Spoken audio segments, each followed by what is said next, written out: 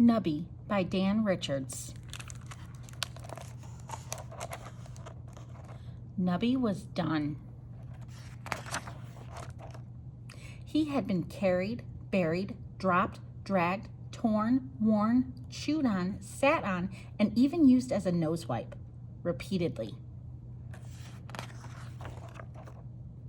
A bunny can only take so much. He needed a new beginning, somewhere he was appreciated. That afternoon, while the rest of the house slept, Nubby ventured out into the great wide world.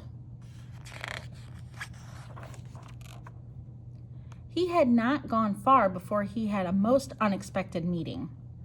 The resemblance was uncanny. Longish ears, poofy tails, and wrinkly noses. Friends! Surely he'd be appreciated here. But instead of welcoming him, they ignored him. It was as if they didn't even see him. His boy would never treat him like that. His boy would. He couldn't quite put a paw on it. Oh well, Nubby told himself. Something better was bound to come along, and soon it did. Nubby landed the starring role in a magic show. He'd be famous, and then everyone would adore him. He just knew it. But fame can be fickle, and Nubby found himself all alone, back on the street.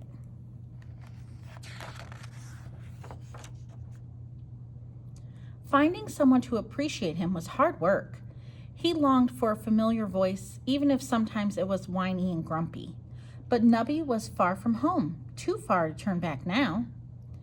If popularity and fame weren't the answers, then what could it be? Of course, why hadn't he thought of it before? He just needed to be rich. Then everyone would see how amazing he really was.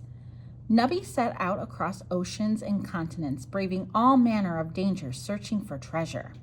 And he found it. He would be wealthy beyond his wildest dreams, and everyone would have to appreciate him.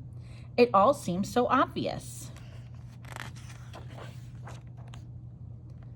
Alas, fortunes can be lost as easily as they can be found.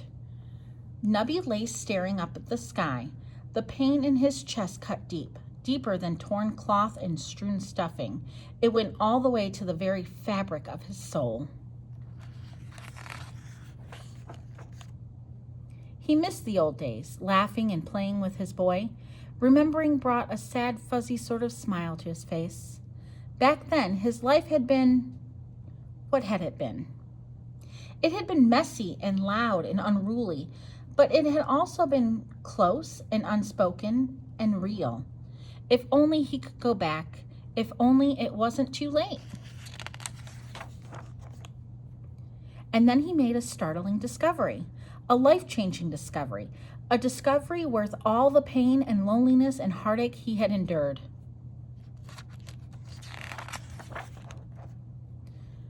Nubby pulled himself up, found a ride, and hurried back home.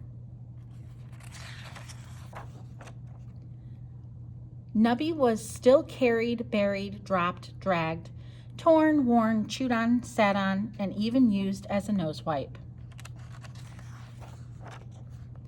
But now he barely noticed. He was too busy being nuzzled, snuggled, cuddled, clutched, bathed, bundled, squeezed, smooched, and utterly adored, repeatedly, just like he'd always been, only now he cherished every moment of it. And that made all the difference. The end.